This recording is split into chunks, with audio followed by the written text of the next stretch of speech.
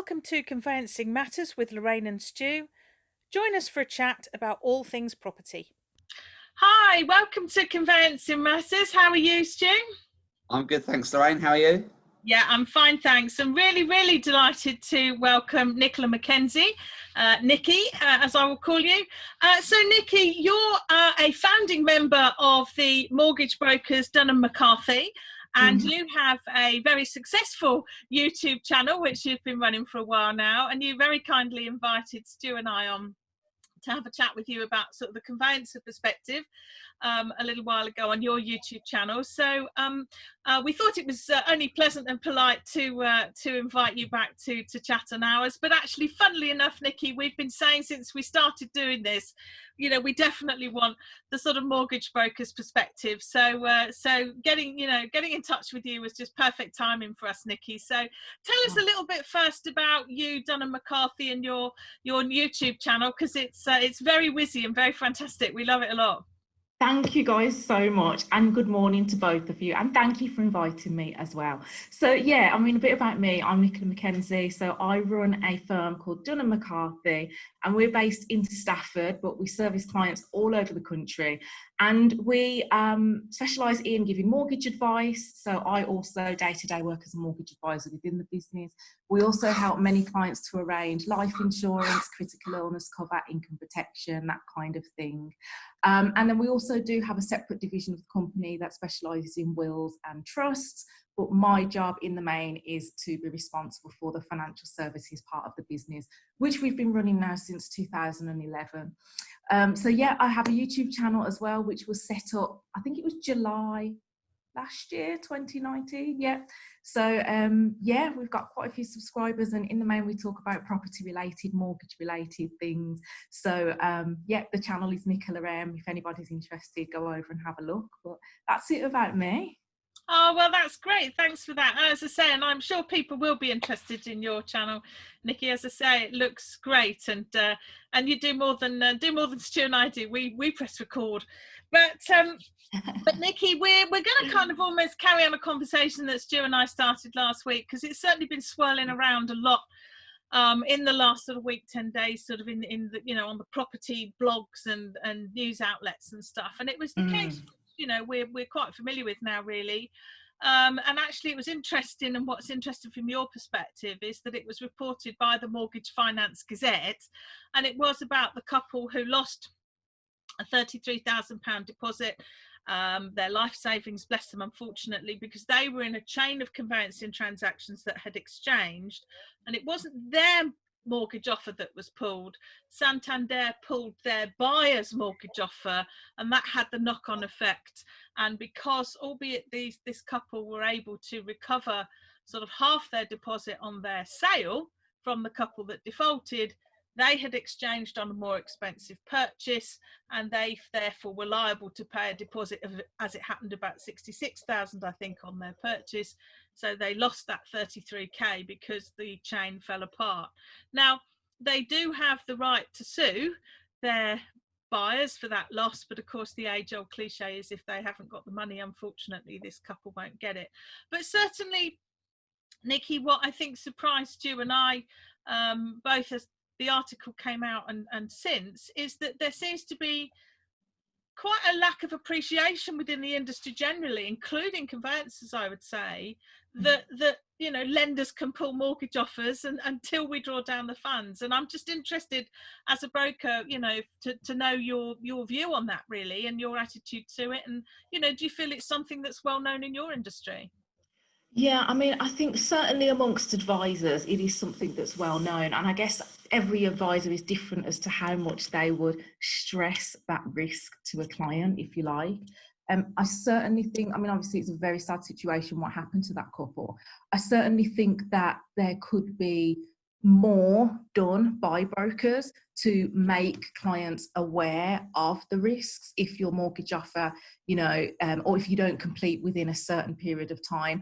I'm not convinced that clients, and I suppose as well that the thing is, when somebody's buying a house with the best will in the world, you can go, the amount of information that you have to go through, how much of that sinks in you know, it is quite difficult as well as a broker to get somebody to understand all of the risks, because, you know, you're not just talking about the risk of if you exchange or what post exchange, if your offer expires, funds being withdrawn. There are so many risks that you have to go through with a client that, you know, could it be a case of signing more disclaimers or, you know, getting more things in writing? It is a tricky one, but I certainly think that brokers could be stressing it more to clients about the risks of that happening. Definitely. And Stu, what's your view? What's your take on that? Yeah, I mean, I agree. It's such a difficult one with mortgages and mortgage offers in general. Like, you know, if you try to explain to a client that you're going to get this mortgage offer, there's going to be some special conditions at the back of it. Oh, and there's also another load of conditions on a website somewhere else. You know, they just wouldn't have a clue what you were talking about, would they? So I suppose it's sort of practically looking at what the risks are, but certainly something as vital as, you know, contracting and somebody's legal obligations and explaining that a bank aren't tied into those must be, you know, of vital importance, surely. And, you know, surely brokers must have an obligation to explain that to client as well as their lawyers. Yeah, definitely. I think brokers do have an obligation to do that, but how much they stress it and how important they make it, that's the big question, isn't it? You know, every advisor is different, and I think it's one of those. It definitely, I think, could be stressed much more when somebody comes for a mortgage by a lot of brokers. Definitely. Difficult one, isn't it? Because there's always this sort of confusion as to sort of whose responsibility it is at what point. And again, sort of going back to a bit of an old cliche, it's, you know, whose responsibility is it? And are there things that maybe we could do better, you know, linking together? How can we help sort of our clients move forward with the broker? Definitely. I mean, I think as well, I mean, I'm interested to know from you guys as well. I mean, on the legal side of it, if a client is, why is this happening in terms of from a legal perspective? Is it as simple as, because obviously I'm not a conveyancer, so you guys can best answer this, but, you know, is it as simple as a clause or wording in the contract to say that if the client's funds, you know, don't happen for whatever reason, that they have the right to withdraw from the No, that just transaction? one of the things is that the standard conditions of sale contract give us, and actually Stu and I talked about this in a different context, Nicky, is that, you know, one of the great pluses of the conveyancing system we have, and I admit there are a lot of negatives, but one of the great pluses is essentially once you've exchanged, you've got that contractual certainty. And of course, in the most cases, mortgage offers aren't going to be withdrawn by the banks and building societies. But the point about it is, and we've had this conversation actually, Nicky, interesting you should say that in the sort of COVID context, because when you start to give the contracting parties on, let's face it, the biggest transaction of most people's lives, when you start to give them wriggle room, all that is going to do is magnify the potential for risk and problems and actually litigation. People need to know when they're moving house that there's a huge amount of contractual certainty, and by and large there is. And there are, as I say, there are contractual obligations rolled up into the contract. So if one party has to withdraw, I mean, death doesn't bring the contract to an end. You know, if a contracting party dies, their estate has got to carry on or forfeit the deposit if they're a purchase. That's the, you know, that's how certain it is. But as I say, that certainty, you know, it is incredibly important, particularly when you've got a whole bunch of people in a chain. Because of course, if you think about it, if you had a whole bunch of people in a chain, and one part of the chain, you know, have got a sort of series of changed obligations where somebody can pull out without penalty, that then suddenly impacts on everybody else. So it's the fact that we're all contracting on the same terms is actually what gives the chain its strength and what gives the completion date its strength, really. But of course, one of the things that I think is conveyancers and mortgage brokers really need to be pushing in the next, probably, unfortunately, foreseeable future, is this idea that if the borrower's circumstances, you know, there's a material change in the borrower's circumstances from the point of the offer being made to drawdown of the loan, That's the key. That's the thing that the lender needs to be told about if the conveyancer finds out about it. And of course, there's much more likelihood, unfortunately, of there being a change in those circumstances in the next 12 months than in the last, Nicky, because of obviously furlough, redundancy, people, aren't in the position perhaps 6 to 8 weeks down the line than they were when they made the application with you guys. Yeah, I guess so. And I suppose as well, I mean, because with new build, as far as I understand it, the legal aspect of it, again, you guys would be best placed to answer this. But with new builds, it differs slightly, doesn't it, in terms of if you are buying a new build with a help to buy scheme.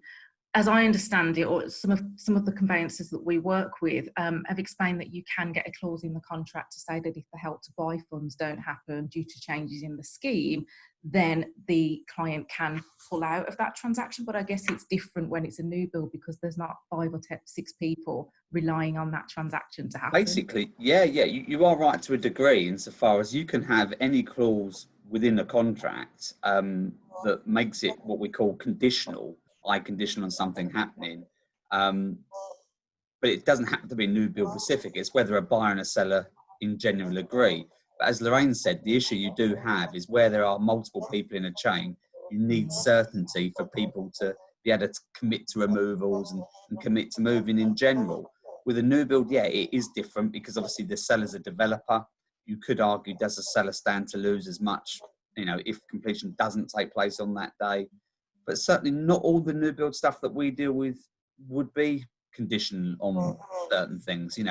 It could be that we exchange contracts conditional on a buyer being able to obtain a mortgage, which of course could be settled in terms of a contractual term, but that wouldn't provide for the mortgage being withdrawn at a later date. So the problem with any kind of clause that you put into a contract is that the devil's always in the detail. And it might well be that it doesn't apply, if the actual mortgage offer is withdrawn. So it does vary from transaction to transaction. It's certainly not something you want to rely on.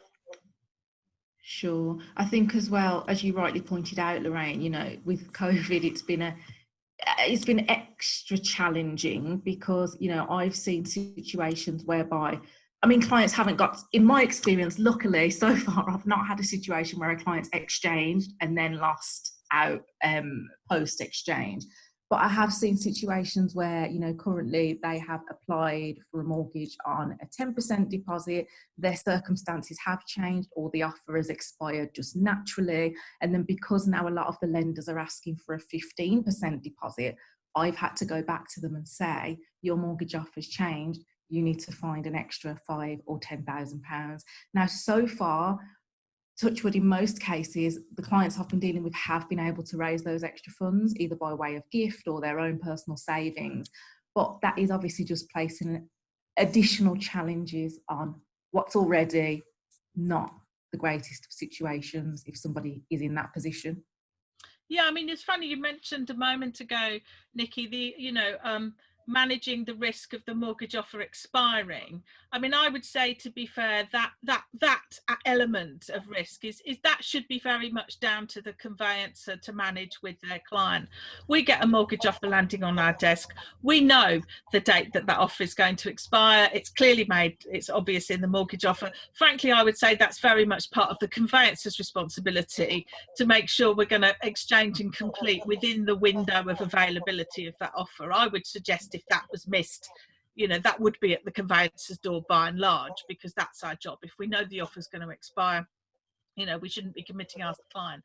As I say, it's this unilateral withdrawal because of change of circumstances that's the issue. But of course, this scenario that we all find ourselves in, Nicky, we were going to move on and talk to you sort of about that. Clearly, this real sort of maelstrom that we're all in at the moment, in terms of transactions, with pent-up demand, as people keep saying, the stamp duty, land tax, holiday and everything else. So how, Nicky, in your experience, what would your advice to conveyancers be about how conveyancers and their brokers can perhaps work better together? What's your view from your side of the fence? Yeah, my view is that I think we had a chat about this, didn't we, when we did the interview on my channel a week or two ago. And I think it was you, Lorraine, that said something about, you know, encouraging people to do a simultaneous exchange in completion. To me, that just makes sense. That's going to mitigate a lot of the risk. I mean, I know that circumstances mean that not everybody's in a position to do that, but I think where possible, that should generally be the preferred option. I know I think you described it as being the least worst option because it still comes with its risks, which absolutely it does. But, you know, if I was transacting on a property, I'd rather it fall through before my exchange than be in a situation like this poor couple where they've lost out on thousands of pounds. So I definitely think that that's something that should be done across the board. I do also, you're right, I think that brokers and conveyancers could work more closely. You know, I'll be honest, there are situations where I contact conveyancers, obviously not all, some are brilliant, but some are, you know, just not really interested in having many conversations with me about much of anything. Whereas I think that really we should be working together, not against each other, you know. I just think that communication wouldn't go amiss in many instances between broker and conveyancer. So yeah, I think that's my view on it, really. Yeah, well, Stu, that kind of leads neatly into your, you know, again, in terms of communication, of the issue you raised before we pressed record about the gifted deposits aspect. Yeah, there's so many sorts of areas where we cross in terms of ID, but the biggest one has to be reporting the gifted deposit. And we have so many clients here that are perplexed when, you know, we start talking about this, because the standard reply is, well, I've already told my broker this. The problem we have is we can't rely on what the broker may or may not have submitted to the bank. It's okay if it's on some kind of pre-printed format like some lenders use, but there's often sort of different interpretation of the word gifted and what it means to the bank. And it just simply means that in every kind of circumstance where this arises, we then have to report it to the bank. Quite often we have to obtain sort of, you know, signed declarations from the clients, which of course you guys may have already done. So I can understand from a client's perspective how it's, you know, annoying that they've got to do it again. Definitely. And I think, I mean, because we do work closely with some conveyancers, so I will always say to that person, look, if you need anything, whether it's a bank statement, whether it's an ID, just come to me rather than go to the client, because I've probably got most of that information. But obviously where a client's appointing a solicitor that I don't really know or have had no involvement with, then the situation can be very, very different. But I agree, Stu, there is definitely, because I know you guys, generally speaking, would delve deeper into where there is a gifted deposit. I know that you guys will go back months and months and months by the gifter to see where that money's come from, whereas for us as a broker, generally the situation is much simpler. Some lenders will just ask for a letter from the gifter and that's it, you know. So there is definitely a crossover, and I think working closer together would mitigate some of the issues with respect to that.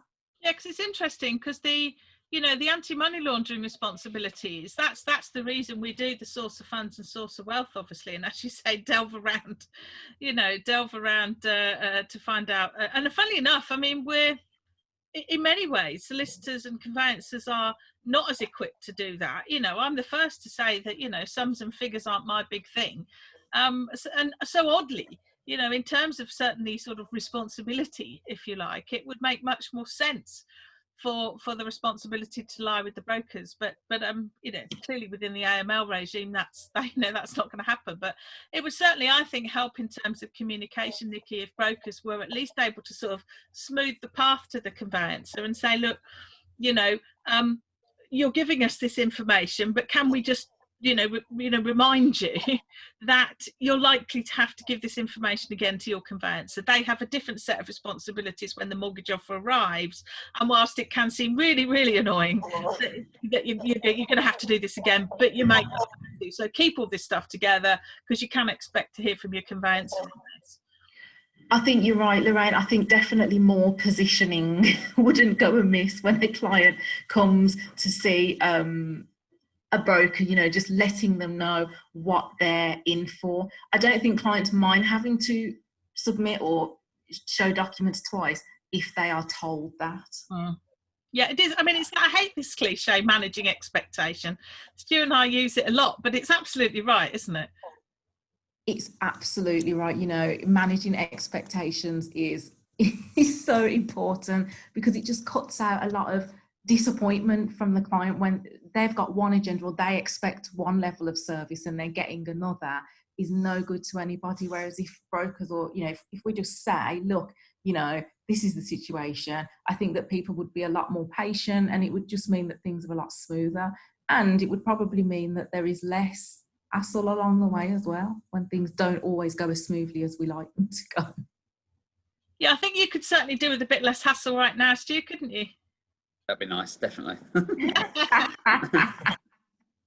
So, Nicky, what would be your one bit of advice? So, some advice then for you know, borrower buyers. What do they need to be doing to, if somebody wants to come and see you today, you know, mid-pandemic, first day the vaccine's available in the UK, what do people need to be doing to get their house, you know, their ducks in a row for you guys? So I would definitely say being prepared. Again, when we had our chat last time, we spoke a lot about this, didn't we? But the more prepared that you can be if you are about to transact on a property, the better. You know, make sure that you've got all of your documents before you come to see me. Make sure that you've got everything in order. That really, really helps, because again, let's say that a mortgage offer could take twice as long if somebody's taking twice as long to give me the documents. Therefore, you know, things just drag out, don't they?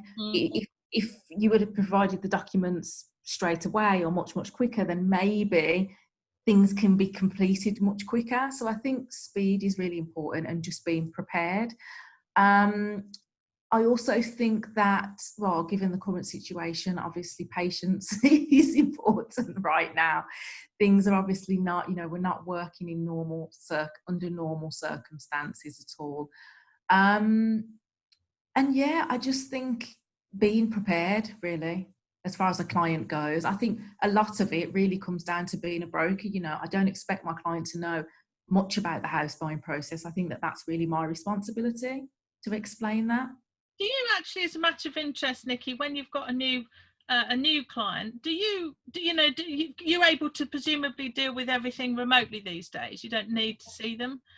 Yeah, I mean, a remote service is something that we were providing pre-COVID anyway. Mm-hmm. So yeah, we've always, well, not always, we were very much a face-to-face business until probably about 12 months before COVID, where all of our transactions took place via Microsoft Teams. So there are some logistical issues. I mean, obviously where you're talking about ID, but again, because of everything that's happening, the mortgage network that I'm a part of, have kind of kept up with the demands and the pressures that COVID are putting on the industry. And now we can do things like, you know, online experience searches, and basically we don't have to meet the client for anything. No, there are some regulations around making sure that you post hard copies of certain documents to clients to obviously make sure that they're at the address that they say they're at.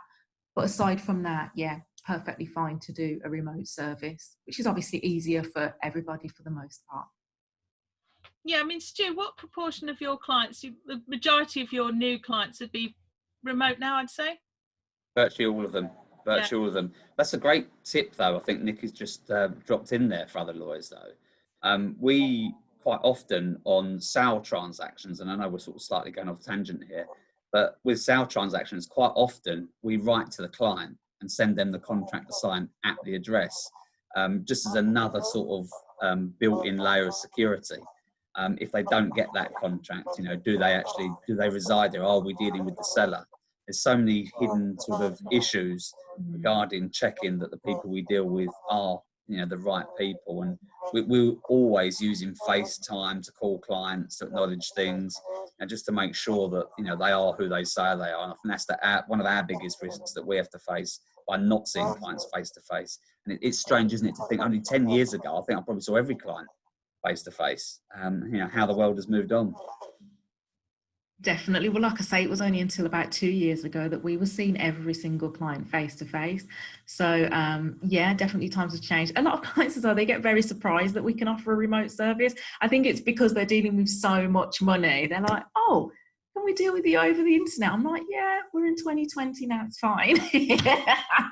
Well, funny enough, Nicky, that's why I asked, because as I say, that's something that conveyancers have had to, you know, shift to very quickly, because a lot of conveyancers, to be fair, still work very much on the sort of what I might call sort of high street stroke face-to-face model, which, as I say, is sort of really why I asked you that question. You know, because it occurs to me that people watching this, for example, do you have any sort of resources on your website for, you know, new borrowers around the sorts of things you were talking about, you know, the paperwork they need to get together to come and see you guys? If you've got any sort of checklists or anything like that on your website, can people look that up to sort of save everybody some time?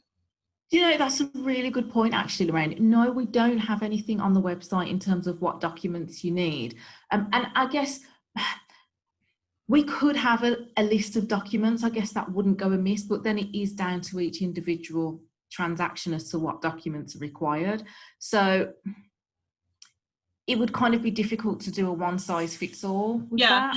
I mean, I suppose there are some documents that are generic. You know, if someone's employed, we're always going to need 3 months pay slips. You know, we're always going to need 3 months bank statements. But then depending on whether someone earns commission or not, we might need a P60, we might need 2 years P60, 3 years.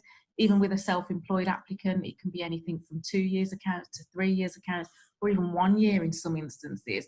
So it's quite difficult to know what documents a client might need until actually we speak to that person individually. That's really interesting, because, and Stu will recognise this, because certainly, you know, what a lot of organisations have tried to do to conveyancing is make it one size fits all.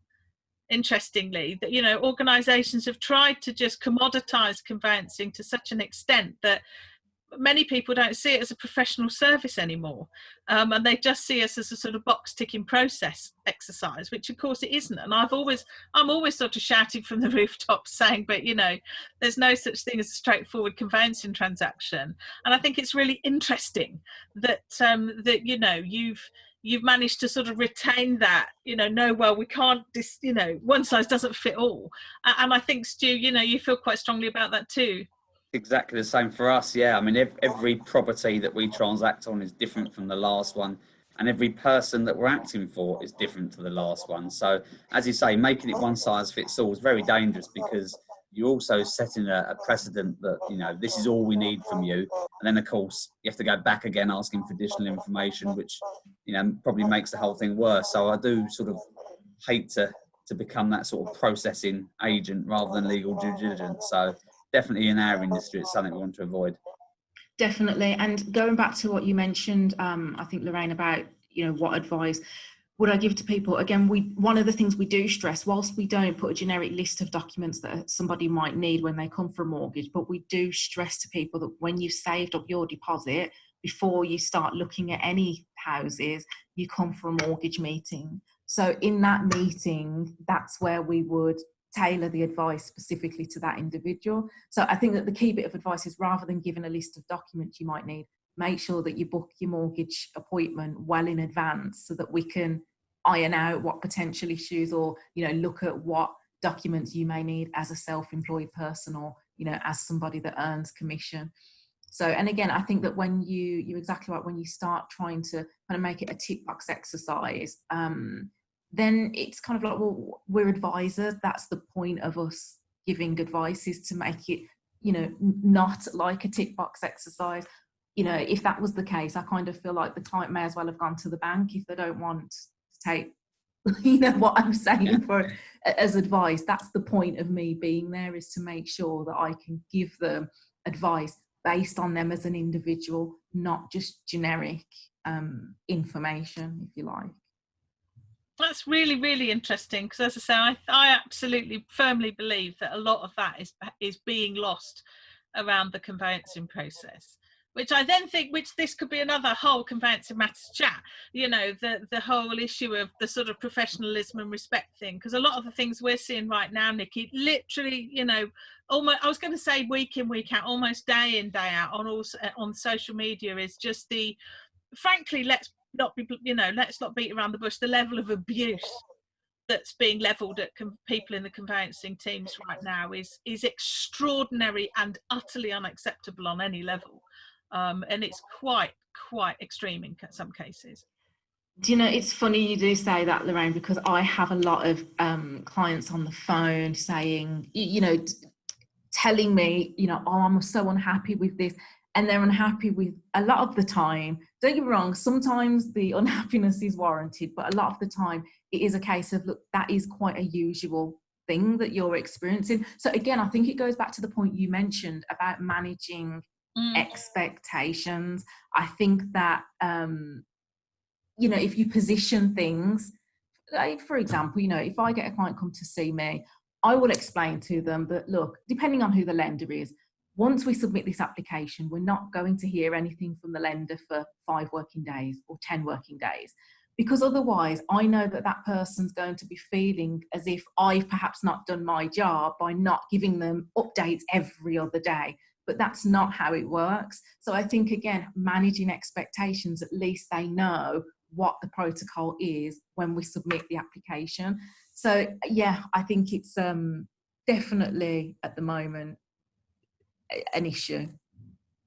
I think one of the things we struggle with at the moment in terms of managing those expectations is that pre-COVID, you could say approximately a week to 2 weeks till we should hear. But at the moment, it could be a week to 2 weeks, could be 10 weeks. We just don't know. Everything's so open-ended and turning sort of to the banks and the guys that you have to deal with. There's such a variance on their response times. It's incredible. There's, you know, not naming any names, but there is a massive difference. You know, we could be dealing with one that will get back to us within the 5 days. Others, 8 weeks wouldn't be, you know, wouldn't go amiss. It's incredible. And trying to get through to the banks is so difficult. That must be a real bugbear for you guys. Definitely, but let's not get into that. I could be here all day. But yeah, 100%. And yeah, I do see definitely the challenges that you guys are facing. And funnily enough, I did a video on my channel, I think it was Friday, about, and I mentioned what you said, Stu, on our last interview, because I didn't know that it was approximately 19 third parties involved in a transaction, you said, on average. So I actually quoted that statistic in the video that I filmed on Friday, because I agree. I think it's important that people know, especially under the circumstances that we're all working to at the moment, that you guys do have so many people that you have to contact and wait for responses from, and you just can't control that. But again, I think it's about positioning, isn't it, and managing those expectations. Well, it certainly is, Nicky. Well, as you say, we could probably sit here and chat all day, but that's probably a good place for us to leave it. So, Nicky, just remind us again about the name of your YouTube channel, because I do think it's really, really good. So, and it's got some, you know, content of really, really sort of, you know, wide-ranging relevance. So, remind us of the name of your YouTube channel again. Thank you, Lorraine. So, my YouTube channel is Nicola M for mother, or for McKenzie, shall I say? So yeah, it's just under Nicola M. So search it if anyone's interested. Oh, well, thanks ever so much for joining us, Nicky. It's been really, really interesting to see your side of the story. So thank you very much for joining us. Thank you both for inviting me. It's a pleasure. No problem. Thanks for coming on. Take care, guys. Take care. Thank you. Cheers. Bye. Bye.